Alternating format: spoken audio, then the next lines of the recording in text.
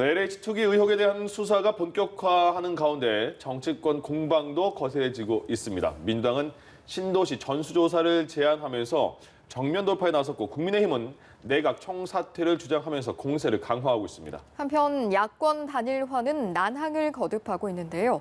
관련 내용을 포함한 정치권 이슈들 박수현 더불어민주당 홍보소통위원장, 윤기찬 국민의힘 법률위원회 부위원장과 함께 짚어보도록 하겠습니다. 네, 두 분 어서 오십시오. 안녕하십니까. 예. 정세균 총리가 소 잃었어도 외양간은 고쳐야 한다. 투기 근절 대책을 발표를 했습니다. 거기에 큰 틀은 LH 임직원들은 실사용 목적이 아니면 토지를 취득할 수 없다. 투기 의심자들은 수사 결과에 따라서 농지를 강제 처분하는 걸 추진하겠다. 문제는 과연 이런 게 실효성이 있을까 이런 것 같아요. 그렇습니다. 그런 실효성의 문제는 이제 차치하더라도 네네. 일단은 지금 국민적 분노 앞에서 과연 이게 현황이 어느 정도냐, 정말 공직자들이 얼마큼 투기를 진짜 한 거냐라고 하는 이 진상을 정확하게 밝히는 것이 우선 중요합니다. 예. 진상을 정확히 밝혀야 대책도 제대로 세울 것 아니겠습니까?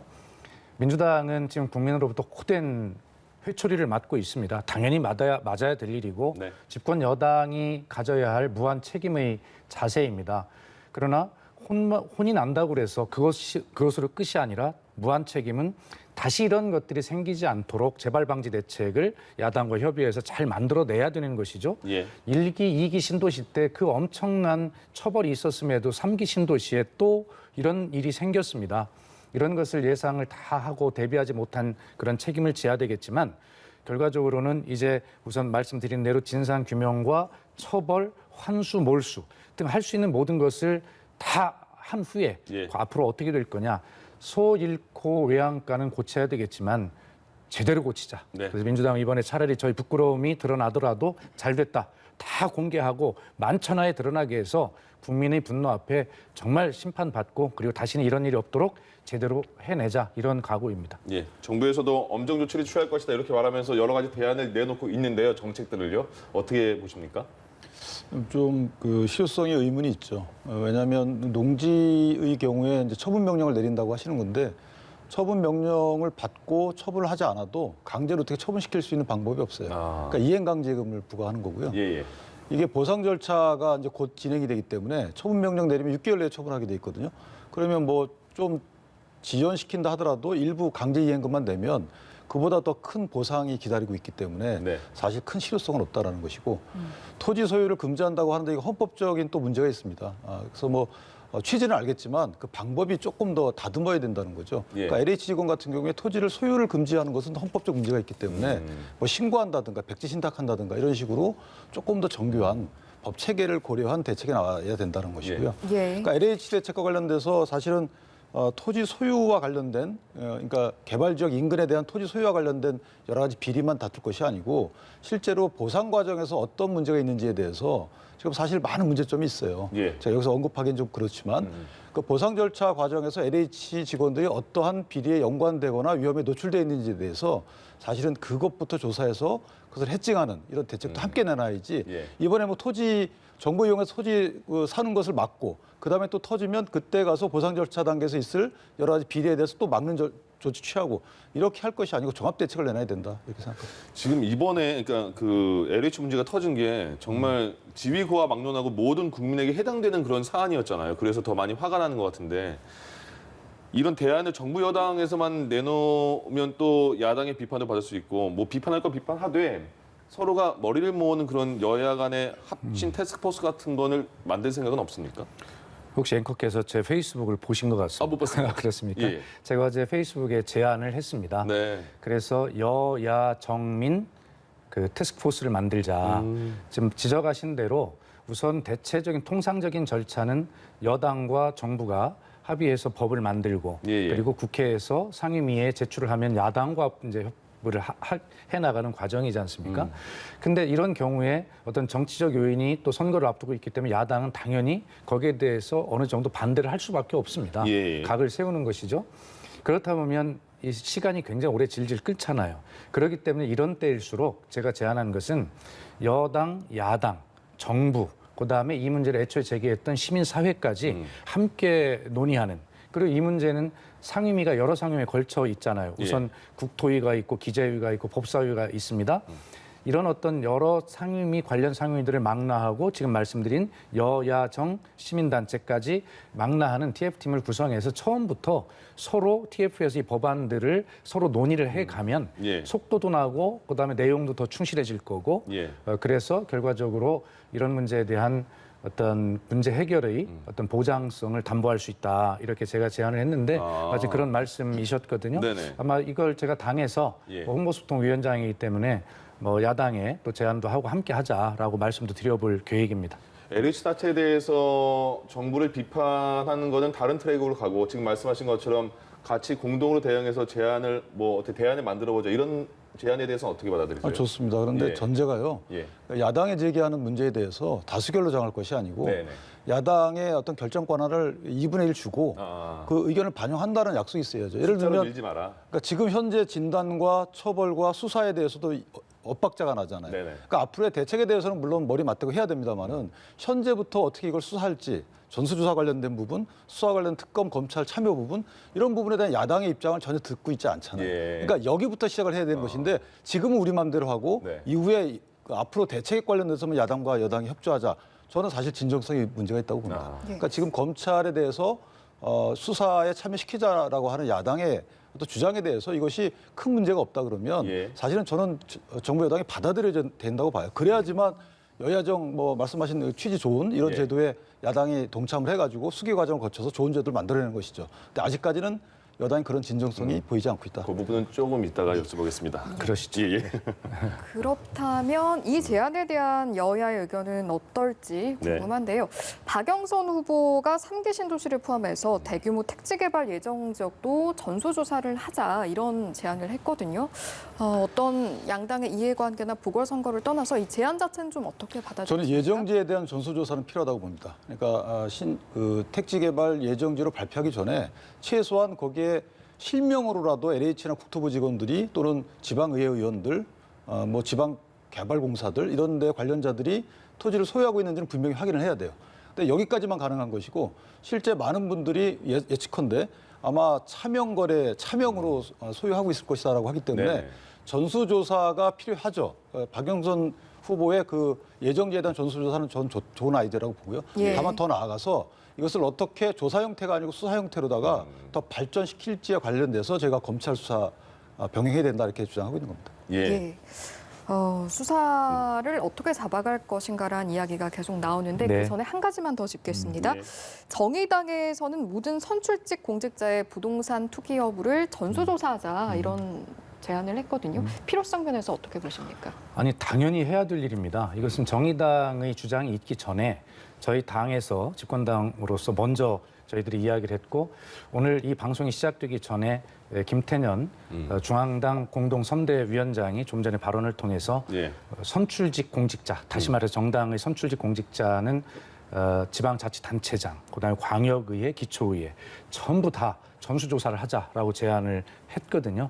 아마 야당에서도 이것을 거부할 이유가 없죠. 또 여당은 지금 구조상 훨씬 더 많은 의석을 가지고 있기 때문에 지방의회도 네. 저희들이 훨씬 더 많이 나올 수도 있고 불리하지만 네. 이것은 유불리를 떠나서 함께 이번 기회에 정리할 문제다. 그래서 그렇게 저희가 이미 공개적으로 주장을 제안을 했고 야당이 이제 그것을 입장을 받아들이면 될 것이고요. 예. 설사 저는 국민의힘이 이것을 받아들이지 않는다 하더라도 우선 여당이 먼저 솔선수범해서 하는 것도 좋겠다 이런 생각을 가지고 있고요.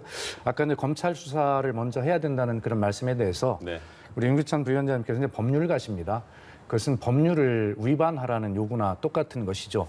모르겠어요. 다른 방법이 있는지는 모르겠지만 현재는 검경 수사권이 조정이 돼 있는 상황에서 경찰이 수사의 중심이 될 수밖에 없고 그리고 지금 말하는 수사는 직접 수사인데 직접 수사는 경찰이 해야 됩니다. 네. 그리고 현재도 검찰은 영장 청구권과 기소권 이런 걸 가지고 있지 않습니까? 그렇기 때문에 이런 문제에 대해서 또 어떤 협의체를 만들어서 검찰의 그런 높은 수사력과 경험들을 지금 함께 활용하고 있는 게 아닙니까? 그래서 현재의 법을 지키면서 최대한 효과를 낼 수 있는 방법을 한번 해보자. 과거에 1기, 2기 때 검찰이 직접 수사를 한 것처럼 말씀하시면 그렇지 않습니다. 그때도 경찰이 다 1차 수사 다 했고요. 이런 것이기 때문에 현재는 이 제도의 변경된 취지 이런 것들을 지키면서도 지금 야당이 얘기하는 정말 국민이 납득할 수 있는 그런 수준의 높은 수사 이런 것들에 대해서 좋은 방법들을 함께 가자는 것이지 저희가 검찰 수사를 안 하겠다라고 그렇게 거부하는 것은 아니다는 말씀을 드립니다. 이거 하나만 여쭤볼게요. 먼저 여쭤보고 대답을 듣겠습니다. 지금 민주당은 특검을 제안을 했는데 국민의힘은 검찰 수사로 가자 이렇게 말씀하셨는데 지금 말씀하신 것처럼 법률적으로 법률가시니까 검경 수사권 조정안으로 해서 검찰이 6대 범죄에 대해서만 수사하게 돼 있는데 이번 사안에 대해서 국수본에서 수사하는 게 맞지 않나라는 얘기도 많거든요. 법에 따라서는요. 그러니까 어떻게 보세요? 법률에 규정되어 있는 건 아니고요. 예. 사실은 이제 그 시행령에 규정돼 있죠. 네. 시행령에 이제 수사할 수 있는 범위에 대해서 정해져 있는데 시행령 개정하면 되는 것이고요. 개정까지 안 가더라도 사실은 합동수사본부에 참여시키라는 겁니다. 예. 왜냐하면 수사를 하기 위해서는 압수수색 영장이 필요하고 네. 이 압수수색 영장 검토는 검찰에서 법원에 청구하거든요. 예. 그러면 압수수색 영장 청구에 어떤 사안들이 필요하고 어떤 또 인자가 필요한지에 대해서 협의할 수 있는 거예요. 예. 그다음에 이렇게 수사 열심히 해가지고 최종 목적은 뭐냐면 기소해서 유죄를 받아내는 겁니다. 그래야지만 부패방지법을 적용해서 몰수도 가능한 것이고요. 네네. 그러면 공소를 담당할 검사가 이러이러한 점에 수사에 착안해 주십시오라고 충분히 협력할 수 있는 겁니다. 굳이 합동수사본부에서 뺄 이유가 전혀 없는 것이고요. 그런 논리로 따지면 특검을 주장할 이유가 없어요. 특검이라는 것은 수사가 미진하거나 그다음에 정치적 중립성에 문제가 있거나 예. 공정성에 문제가 있거나 그다음에 이해충돌 우려가 있는 경우 지금은 공정성, 정치적 중립성, 이해충돌 전혀 드러나고 있지 않잖아요. 그러면 이런 드러나고 있지 않은 특검을 미리 주장하는 것이랑 검찰 수사하다가 경찰이 수사하다가 검찰 4급 이상 공무원이 나오거나 기타 여러 가지 검찰 수사 대상에 나오면 하면 되잖아요. 예. 그럼 미리 들어가서 살펴볼 수 있는 거잖아요. 특검을 이렇게 주장하면서 검찰 수사 참여를 반대하는 것은 논리적으로도 안 맞고 시기적으로도 안 맞고 그다음에 국민이 보고 있는 이 진상규명과 관련된 국민적 요구도 받지 않는 것이다. 저는 이렇게 생각이 되는 거예요. 지금 박영선 후보가 제안했던 특검, 네. 그것은 지금 하고 있는 국가수사본부의 수사를 전면 중단하고 특검으로 가자라는 주장이 아닙니다. 예. 이만큼 국민적 분노와 의혹이 큰 사건인 만큼 할 수 있는 모든 수단들을 다 동원해보는데 그것을 언제 어느 단계에서 해야 될지는 우리가 다 알고 있는 것 아닙니까? 지금 당장 모든 걸 중지하고 특검으로 가자 이런 주장이 아니고 그만큼 진상규명을 철저히 하자라고 하는 그런 강조라고 보시면 되고요. 지금 민주당이 여당으로서 주장하는 내용을 대개 국민들 기억해 보시면 야당이 주장하던 내용을 저희가 주장하고 있거든요. 네네. 그만큼 여당으로서 휘초리를 맞는 와중에 더 철저하게 해보자라고 하는 야당이 하는 모든 주장을 여당이 하고 있는 그런 형국이라고 보시면 되겠습니다. 저희 의지의 표현입니다. 한 말씀만 더 예. 의원님 말씀에 보태면 검찰을 그럼 뺄 이유가 없어요. 그렇게 온 기관이 국세청 공정위까지 다 동원해서 네. 국세청 공정위 수사 기능이 없어요. 그런데 합동수사본부에 들어가 있잖아요. 오늘 들어갑니다. 그러니까 국세청 공정위에 들어가서 역할이 따로 있단 말이죠. 그러면 수사 개시권이 제한되는 검찰이 원래 수사권 갖고 있었는데 법령에서 제한되는 검찰이 들어가서 안 할 이유가 전혀 없습니다. 그럼 특검까지 거론한 마당에 현재 수사기관인 검찰을 동원해서 진상규명을 철저히 해야 되는 상황임은 분명히 다들 인식하는데 왜 검찰을 빼는지 야당으로서는 납득이 안 되는 것이죠. 그러니까 간단히 예, 답하면 야당의 그런 요청은 충분히 이해가 됩니다만 거꾸로 물으면 검찰의 수사력은 왜 보장된 것이고 경찰의 수사력은 왜 낮은 것입니까? 아직 해보지도 않고 검찰의 수사력은 높고 경험이 많다라는 것을 전제로 하고 있는 것이고요. 아까도 제가 말씀드렸지만 1기기 신도시 조사도 직접 수사는 경찰이 다 담당을 했기 때문에 경찰도 이 분야에 대한 충분한 수사력이 있습니다. 예. 다만 야당이 이렇게 주장하는 것은 철저한 진상조사보다는 검경 수사권 조정이라고 하는 이런 곳에서 검찰 개혁이라고 하는 미명 아래 민주당이 검찰을 꺾으려고 한다라고 하는 정치 공세에 불과하다라는 의심을 저희도 할 수밖에 없는 것이죠. 예. 이 부분은 어떻게 수사 주체나 아니면 다시 합쳐서 수사하는 그 기관에 대해서는 합의가 잘 되겠나요? 아니 근데 저는 이게 야당이 이제 말씀처럼 정치적 어떤 공세 측면이 없지 않아 있겠지만 저는 꼭 그렇게 볼 건 아니라고 봐요. 수사의 효율성 측면이거든요. 네. 그러니까 검경이 분명히 수사의 주체 갖고 다투자는 게 아니고 예. 각자 역할이 아까 말씀드린 달라요. 압수수색 영장이 필요할 때 이번에도 보면 LH에 대해서 압수수색이 늦게 들어간 이유가 법원이 영장을 늦게 내줬다는 부분도 있지만 검찰이 사실은 영장을 금요일 날 저녁 일과 시간 이후에 청구했기 때문에 이 늦은 면도 없지 않아 있어요. 이것이 검경 간의 어떤 협의가 덜 됐다는 거 볼 수도 있는 것이거든요. 예. 그러면 이런 유기적인 수사 과정에 있어서 서로 간의 역할 분담을 충실히 하기 위해서는 협력 관계를 유지해야 되고 그러기 위해서는 합동수사본부를 구성해야 되는 것이 왜 이상한지 좀 모르겠어요. 저는 개인적으로. 예, 예. 네. 이런 상황에서 지금 변창흠 장관은 사의를 표명한 상황인데 문 대통령이 이에 대해서 수용하면서도 이사 부동산 대책의 기초 작업은 마무리를 하라 이렇게 언급을 했거든요. 이런 부분은 어떻게 보셨습니까? 저는 변칙적인 사의 수용 형태라고 봅니다. 일단 만약에 이사 공급 대책과 관련된 차질 없는 만약에 대응을 주문하셨다면 지금 사의를 받아들이면 안 되죠. 일단 반려하셔야죠. 그래야지만 추진하는 장관의 힘을 실리는 것인데 그렇지 않고 사의는 수용하시면서 한시적으로 언제까지 해라라고 하신다면 그냥 장관이 어떤 힘을 발휘해서 이것을 뚫고 나갈지 문제가 되는 것이고요. 왜냐하면 이사 대책의 핵심적인 부분이 또 신규 택지 발표를 또 해야 됩니다.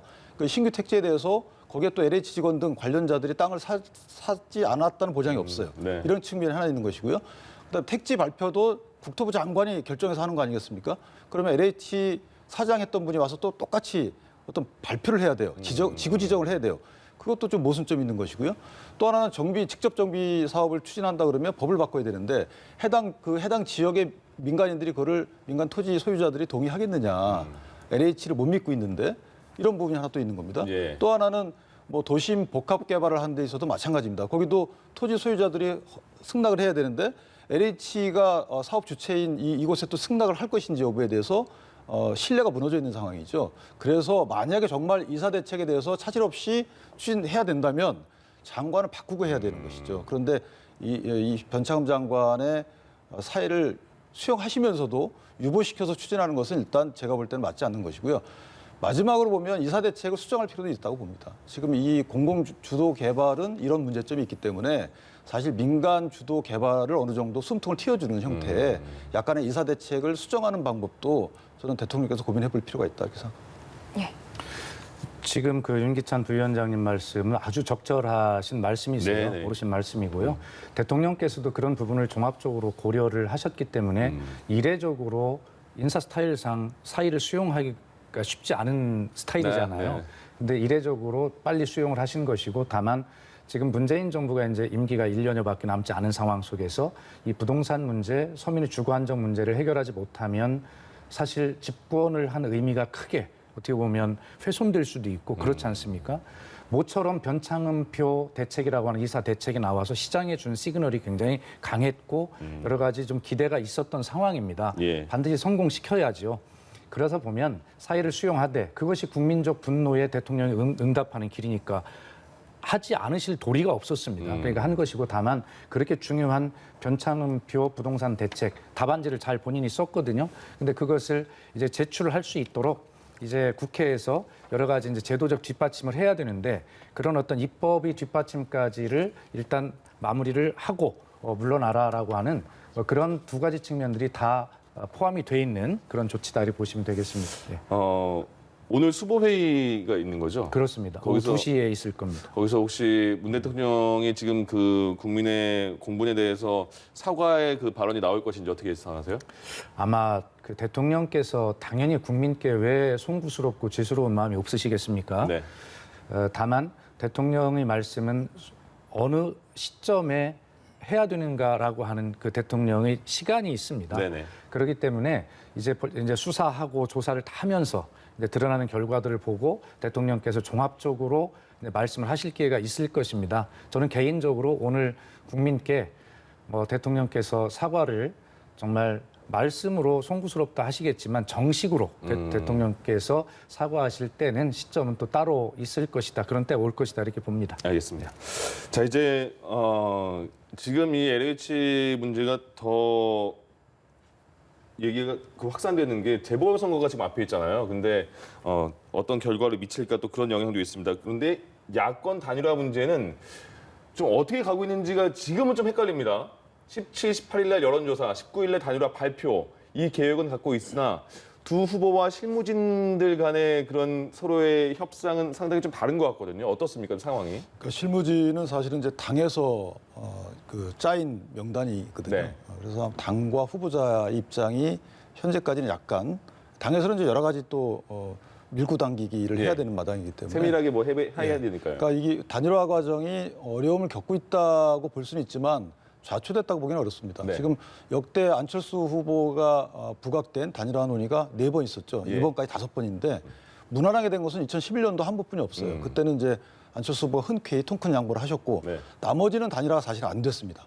그래서 안 되는 과정에 대한 이 반성적 고려가 있으실 걸로 보이고 또 국민의힘 또는 오세훈 후보 입장에서도 분명히 안 되면 일부 여론조사에서는 뭐 오차범위 내로 나오지만 박영선 후보와 네. 3자 구도 때 사실은 그렇게 보면 안 되는 상황이거든요. 그렇다면 만약에 단일화가 안 되면 필패다. 이런 인식을 갖고 아마 단일화에 임해야 되지 않을까. 저는 오 후보도 그렇게 생각하고 있다고 봅니다. 네. 따라서 단일화는 분명히 되는데 단일화 형태가 이제 문제가 되겠죠. 예를 들면 지금 안철수 후보가 여러 가지 생각을 할 수 있는 시기인 것 같아요. 저는 개인적으로 보면 2011년도에 그런 통큰 양보를 할 것인지 아니면 본인이 이제 서울시장을 하면서 다른 꿈을 꿀 것인지. 네. 왜냐하면 윤석열 그 전 총장의 존재가 있단 말이죠. 예. 그래서 정계 개편을 얘기하지만 사실 국민의힘의 주도가 빠진 정계 개편은 생각하기 어렵습니다. 그렇다면 국민의힘의 내부에 들어오거나 지근에서 위치한 안철수 후보의 행보가 더욱더 다음 대선 후보를 위해서는 좋을 수도 있어요. 예. 윤석열 전 총장에 비해서 좀 더 미리 자리를 잡고 있는 것이 좋을 수도 있거든요. 그래서 저는 개인적으로 단일화는 되는데 단일화의 형태가 경선을 통한 단일화일 수도 있고 예. 또는 서로 간의 양보를 끌어내는 단일화일 수도 있다. 저는 이렇게 생각을 합니다. 아, 근데 양보하기가 쉽지 않은 게 지금 서로 지지율이 접전 아닙니까? 양보를 할 수 있는 여건도 있어요. 왜냐하면 예. 이번은 사실 선거 지원금이 그 정당 보조금이 지급되지 않아요. 네. 그런 부분이 하나 있고요. 또 하나는 이전에 그 2018년 지방선거, 2017년도 대선 같은 경우에는 선거 보조금이 지급되는 선거였고요. 또 하나는 이번에 만약에 지게 되면 안철수 예. 후보 입장에서 상당히 정치적 행보에 타격을 입습니다. 예. 만약에 윤석열 전 총장의 존재가 없다면 비교적 덜 타격을 입어요. 그런데 윤석열 전 총장의 지지율이 높은 상황에서 사실은 지게 되면 타격을 입기 때문에 또 다른 우리가 생각하지 못하는 결정을 할 수도 있다. 예. 저는 이렇게 생각합니다. 지금 그 리얼미터 여론조사를 보면요. 민주당 지지도가 30.1% 나오고 국민의힘 지지도 32.4%. 물론 오차범위 안에 있습니다. 그런데 문제는 서울과 부산 보궐선거에 있는 곳의 정당 지지도는 국민의힘이 두 쪽 다 오차범위 밖으로 높거든요. 네. 예, 지금 선거에서 좀 위기 아닐까 싶은데요. 선거는 늘 위기입니다. 네. 특히 이번 서울과 부산의 재보궐선거의 그런 발생 원인을 저희 당이 제공한 정당이기 때문에 네. 처음부터 이 선거는 저희가 정말 죄송스러운 마음으로 치르고 있는 것이거든요.